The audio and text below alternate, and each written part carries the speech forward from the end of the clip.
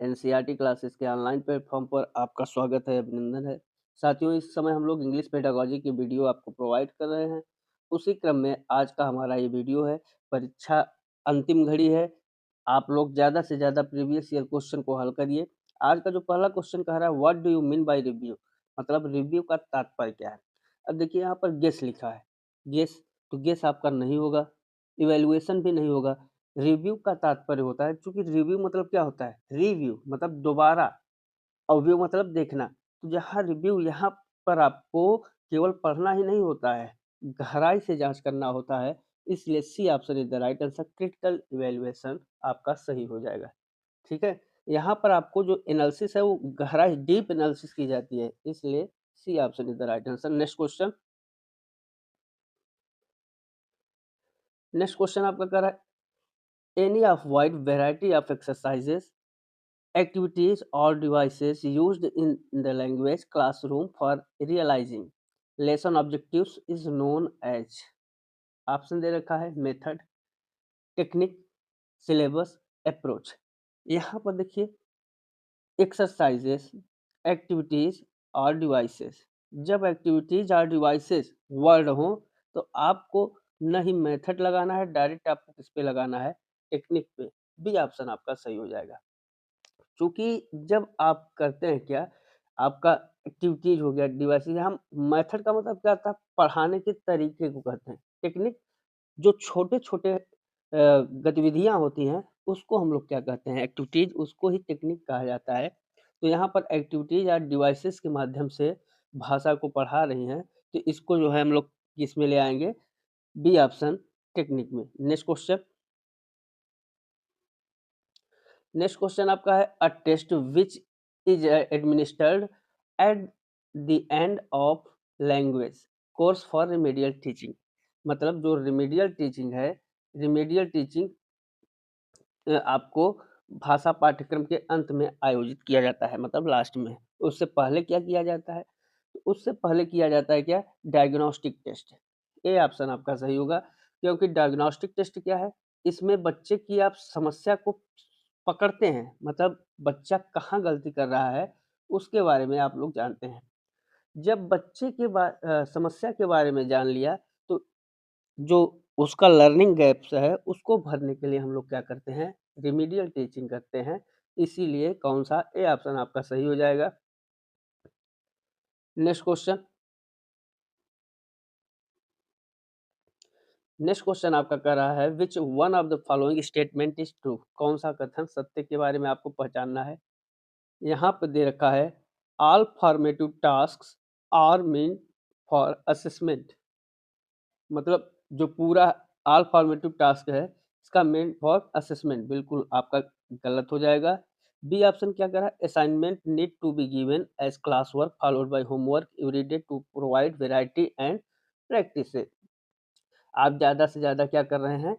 Provide कर रहे हैं, तो ये भी आपका क्या होगा? गलत।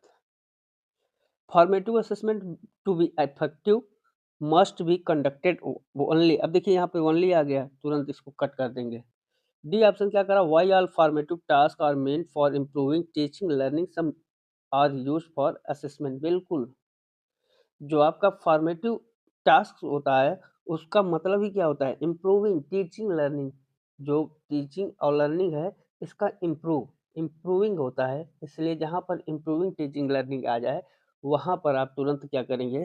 Formative task. डी ऑप्शन आपका सही हो जाएगा। Next question, if a language. Next question आपका कह रहा है, if a language teacher has taught a topic in the class and no student ask question in her class, then we। अब यहाँ पर देखिए टीचर क्या कर रहा है? टॉपिक को पढ़ा रहा है and no student ask question. कोई स्टूडेंट क्वेश्चन ही नहीं पूछ रहा है। इसका मतलब क्या है कि स्टूडेंट सक्रिय है ही नहीं। अगर सक्रिय होते तो बिल्कुल पूछते। इसलिए यहाँ पर या तो उनकी समझ से परे है बात, या फिर वो एक्टिव ही नहीं है। तो students are not playing attention, गलत।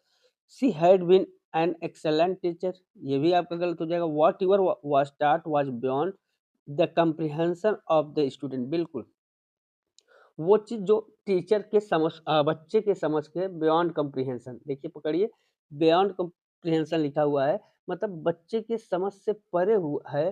जब बच्चा कुछ समझ ही नहीं पा रहा है तो वो सवाल कहाँ से पूछेगा? मौन का मतलब हमेशा क्या होता है? हाँ नहीं होता है। कभी-कभी इसका मतलब ज़ीरो भी समझ लेना चाहिए, क्योंकि जब किसी को नहीं समझ में आता है तब भी वो क्या रहता है? मौन ही रहता है। तो सी ऑप्शन आपका सही हो जाएगा। Next question, when learners give feedback on each other's language uh, work learning strategies performance etc, it is called, इसको हम लोग क्या कहते हैं? जिसमें गिव्स फीडबैक है, इसको हम लोग क्या कहते हैं? पीयर, मतलब group, group sorry peer assessment, इसको हम लोग कहते हैं, क्या कहते हैं? पीयर। जहाँ पर ईच अदर आ जाए या क्लासमेट्स आ जाए, वहाँ पर हमेशा क्या करेंगे आप? पीयर असेसमेंट को लगाएंगे। देखिए यहाँ पर ईच आया हुआ है और ईच अदर आया है, तो आप क्या, या क्लासमेट्स आ जाए तो आप क्या करेंगे? आप तुरंत लगा देंगे क्या? पीयर। पी से पीयर, पी से पार्टनर। तो ये चीज़ ध्यान दिया करिए आप।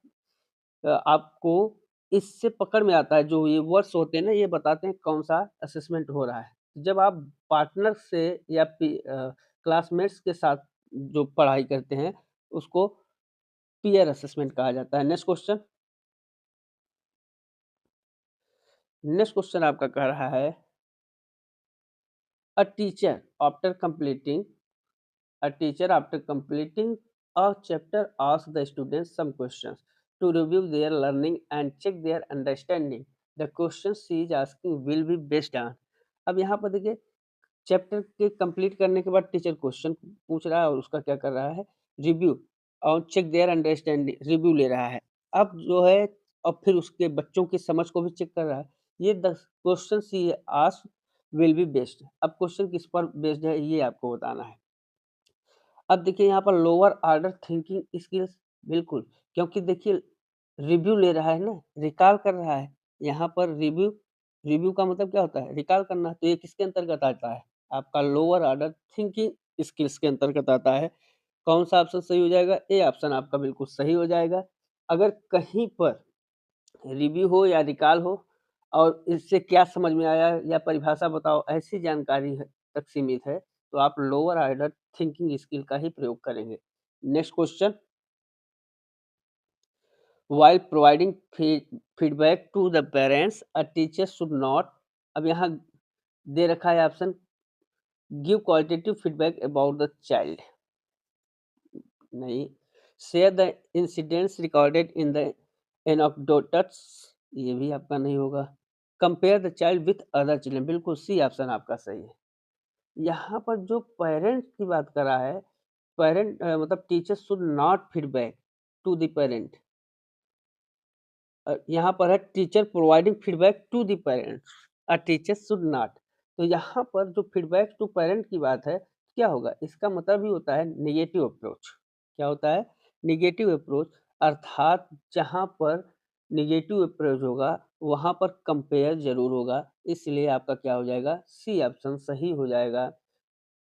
नेक्स्ट क्वेश्चन, नेक्स्ट है आपका, while assessing a group work a teacher should not focus on, अब यहाँ पर दे रखा है फर्स्ट ऑप्शन आपका, फर्स्ट ऑप्शन इसमें है showing concern for others, showing concern for other. Next, cooperative learning process, C option assessing each child's work, और डी ऑप्शन आपका टेकिंग, आपका डी ऑप्शन क्या है? Taking initiatives in work. अब इसका बताइए क्या होगा उत्तर? तो चूँकि यहाँ पर असेसिंग ग्रुप वर्क की बात कर रहा है, किसकी बात कर रहा है? Group work. तो ग्रुप वर्क को हम लोग कहाँ लाते हैं? या ग्रुप वर्क ईच चाइल्ड, तो इसको हम लोग किसके अंतर्गत लाएँगे?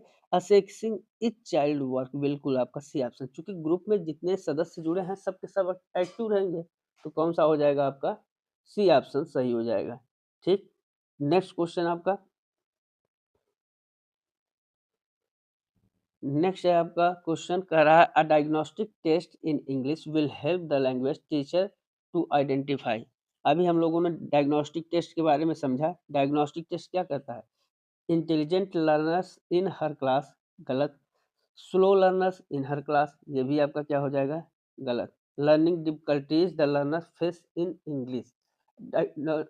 जो डायग्नोस्टिक टेस्ट है वो क्या करता है, लर्निंग डिफिकल्टीज मतलब जो सीखने में कठिनाइयां हो रही हैं लर्नर से, इंग्लिश में फेस कर रहा है, उसको जानने की कोशिश करता है, इसलिए आपका C option is the right answer. Next, the assessment of students writing should most importantly focus on. अब यहाँ पर देखिए क्या कर रहा है, द असेसमेंट ऑफ स्टूडेंट किस पर, राइटिंग से, राइटिंग फोकस ऑन। तो अब यहाँ पर दे रखा है ऑप्शन आपका, एक keeping to the word limit, गलत हो जाएगा, क्योंकि यहाँ पर आप समझिए कि जैसे हम लोगों ने कहा कि असेसमेंट, अब ये जो असेसमेंट है, अब आपका ये असेसमेंट क्या है? राइटिंग का मतलब क्या होता है? कोई सुंदर लिखावट तो होती नहीं, बल्कि अपने विचारों को व्यक्त करना होता है। अब इसमें दे रखा है जो ऑप्शन है आपका, keeping to the word limit, keeping to the word limit, क्या keeping to the word limit होगा? नहीं। आपका क्या होगा? आप जो है इसमें अपने विचारों को क्या कर रहे हैं? प्रकट कर रहे हैं। क्या कर रहे हैं? प्रकट कर रहे हैं। तो expressions and ideas, D option आपका सही हो जाएगा। राइटिंग से आप अपने विचारों को या अपने आइडियाज़ को क्या करते हैं? अभिव्यक्त करते हैं दूसरे के सामने, इसलिए आपका डी ऑप्शन सही होगा। Next question, unit test is an expression of evaluation. अब जो यूनिट टेस्ट है, उसके बारे में चर्चा कर रहे हैं। अब यहाँ पर देखिए दे रखा है यूनिट टेस्ट आपका क्या है? यूनिट टेस्ट में साल के बीच में सुधार के लिए होता है, उसको हम लोग क्या कहते हैं? यूनिट टेस्ट कहते हैं, और उसी को हम लोग क्या कहते हैं? फॉर्मेटिव टेस्ट भी कहते हैं। बी ऑप्शन आपका सही हो जाएगा। क्यों? क्योंकि unit test during the season small units होती हैं। ये यूनिट टेस्ट साल के बीच में फाइनल फाइनल में क्या हो जाएगा? फाइनल में आपका हो जाएगा समेटिव टेस्ट। लेकिन यहाँ पर देखिए क्या है कि यूनिट टेस्ट कर रहा है, तो यूनिट टेस्ट का मतलब ही होता है कि साल के बीच-बीच में सुधार के लिए हो, और उसी को हम लोग क्या कहते हैं? फॉर्मेटिव टेस्ट भी कहते हैं, फॉर्मेटिव असेसमेंट भी कहते हैं। नेक्स्ट क्वेश्चन आपका है, which of these the strategy of remedial teaching.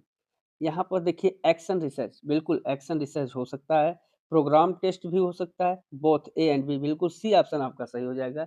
इसमें आपका एक्शन रिसर्च और प्रोग्राम टेस्ट दोनों हो सकता है, क्योंकि डायग्नोस्टिक का मतलब क्या होता है, सॉरी, रिमेडियल का मतलब क्या होता है? रिमेडियल का मतलब ही होता है समस्या को समझकर तुरंत क्या, एक्शन, एक्शन करना। तो इसका जो है आप बोथ टिक लगा के आएंगे, ए एंड बी दोनों सही है। Next question, the aim of remedial teaching is a diagnose to diagnose learning difficulties।